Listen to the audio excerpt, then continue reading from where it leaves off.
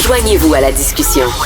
Appelez ou textez le 187 Cube Radio 1877 827 2346. Je suis extrêmement réticent. Gants blancs jusqu'aux épaules, je peux comprendre. Mais à travers tout ça, il reste que l'industrie locale du commentaire est étonnamment muette. Joseph Facal. Joseph, je sais que tu veux me parler du scandale de Saclic, mais je vais faire mon petit vlimeux, puis je vais t'arriver sur un autre dossier avant. Bon, Vlim. Parce que je viens de parler là, avec deux invités, vlim, des 5 ans de la pandémie. Ça fait 5 ans cette semaine. OK. Selon toi, est-ce que... premièrement, on l'a oublié vite. Hein? Moi, je parlais à mes invités, puis là, ça me ramenait les dessins d'arc-en-ciel. Puis quand j'allais dans la librairie, au début, puis je lisais un livre, il y a quelqu'un qui lavait les livres que j'avais pris dans les mains, puis il y a des gens qui lavaient la bouffe qu'ils achetaient à l'épicerie quand ils arrivaient à la maison. Puis écoute, c'était complètement fou. Mais selon toi... est-ce que ceux qui ont critiqué les mesures sanitaires puis qui manifestaient là, en allant danser dans des centres d'achat, pas de masque, là, est-ce que, même si c'était gros, est-ce qu'il n'y avait pas un fond quand même de vérité? C'est-à-dire que peut-être on aurait dû plus protéger les gens qui étaient très vulnérables puis laisser les autres qui étaient plus en santé vivre leur vie. Qu'est-ce que tu penses de ce débat-là? Je vais répondre à ta question vlimeuse par une réponse vlimeuse.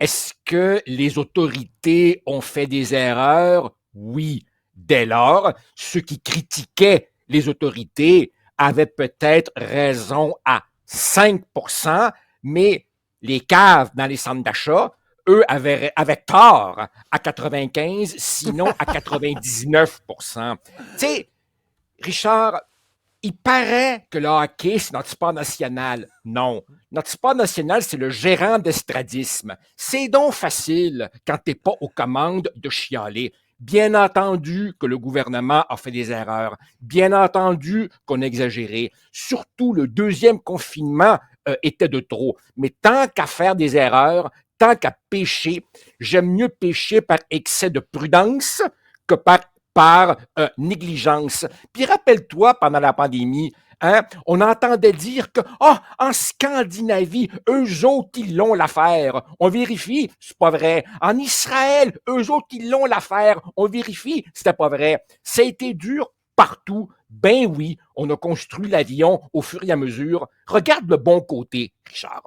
On a réussi à mettre sur le marché en 10 mois des vaccins qui, normalement, prennent des années. De temps en temps, le génie humain est capable de faire de grandes choses. La vraie question, c'est, s'il y avait une autre pandémie, a-t-on appris des erreurs du passé? J'espère que oui. Mais non, compte pas sur moi pour jeter la pierre à ceux qui étaient là et qui ont fait de leur mieux.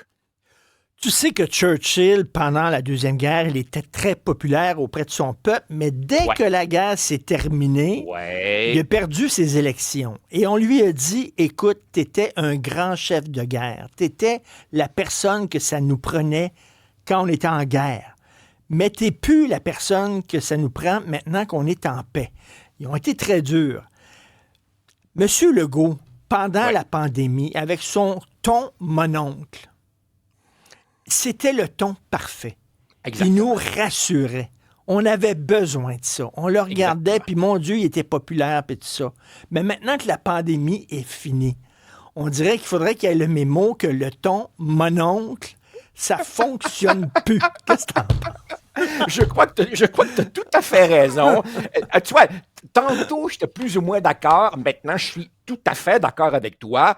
Un ton peut convenir dans un certain contexte et plus dans un autre. Mais plus largement, tu sais, je crois que les problèmes de M. Legault en ce moment, c'est plus que les mauvais souvenirs de la pandémie. Là, écoute, on a un énorme problèmes financiers, Santé Québec va pas bien, on se lance dans une guerre commerciale avec les États-Unis, l'islamisme dans les écoles.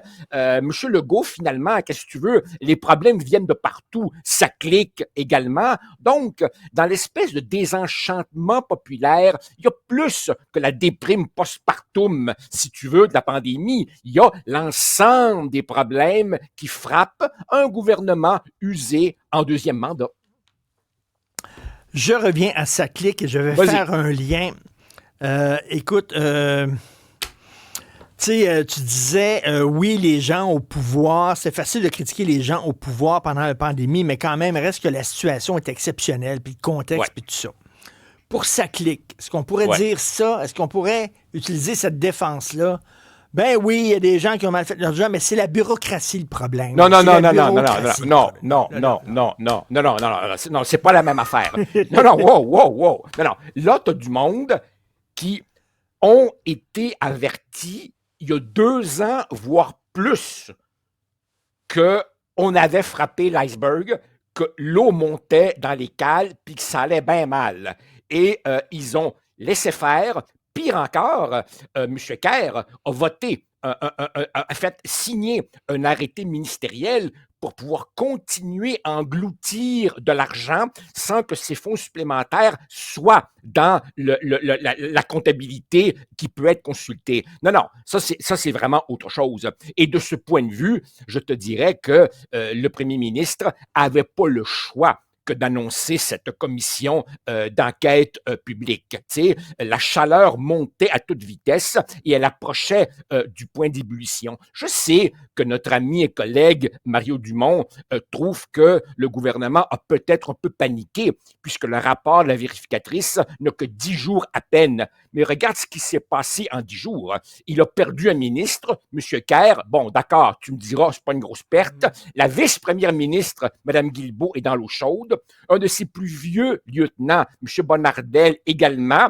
Et là, quand on apprend que le ministère du premier ministre avait été informé, là, la question vise directement M. Legault. Saviez-vous? Et lui est obligé de dire « Non, mon entourage peut-être, mais moi, je ne savais pas. » Quand ça se rapproche de toi à ce point-là, tu n'as pas le choix que de, je pense, créer une commission d'enquête publique dont tu verras que le rapport sera déposé après les élections et qui, évidemment, d'ici là, permet d'esquiver toutes les questions en répondant tout simplement « Laissons la commission faire son travail ». Tu penses donc que la commission va lui servir de bouclier? Évidemment. Tu sais, la commission va lui servir de bouclier. Et je te dis tout de suite, Richard, que le cinéphile que tu es va être un peu déçu. Ça va être un spectacle nettement moins truculent que la commission Charbonneau, parce que qu'est-ce que tu veux? Un consultant en informatique, habituellement, c'est un nerd à lunettes. Ils ont des mines pas mal moins patibulaires que des caïds de la construction. Voilà. Il n'y aura pas de monsieur 3% là-dedans. C'est un chum. Je pense pas qu'on aura ça, là. Ça va être moins drôle, là. Mais c'est quand même nécessaire. Ça va être des gars avec des chemises à manches courtes puis avec des crayons dans la poche là, de la chemise. Là, avec un protège chemise.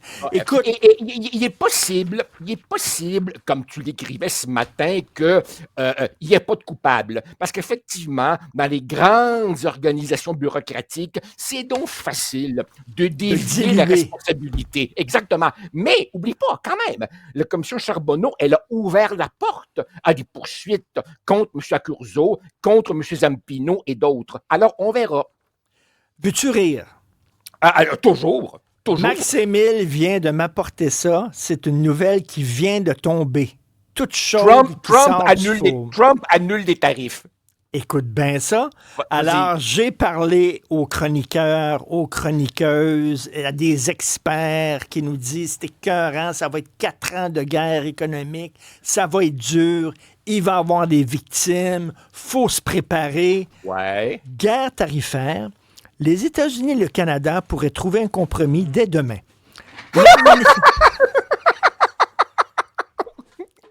Vas-y. Écoute ça.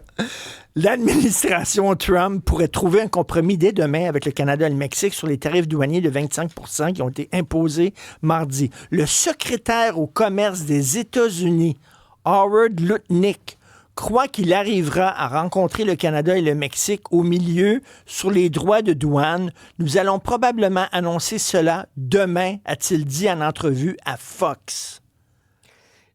Richard, on est de plus en plus dans le jardinier de Being There. Là. Tout ça est complètement capoté. Là. J'en reviens pas. Alors, où on en sera jeudi, où on en sera vendredi, regarde, là, c'est une plaisanterie. Alors, évidemment... Je veux pas lancer la pierre à Gaétan Barrette, mais il me disait, il disait, Donald Trump, il voit ça sur le long terme, puis tout ça. Demain, il va changer d'idée. Je veux dire, il est erratique. C'était quoi le titre de ta chronique? Le show du gros cave? Ben, c'est ça. Oui. C'est ça. C'est ça. C'est pas un stratège. Ben non. Finalement, écoute, demain, ça se peut que ce soit fini, tout ça. Tout ça pour ça. Ben oui. Enfin. Vraiment. Écoute, c'est une vraie joke. Merci beaucoup, Joseph. Salut, bye. Au revoir.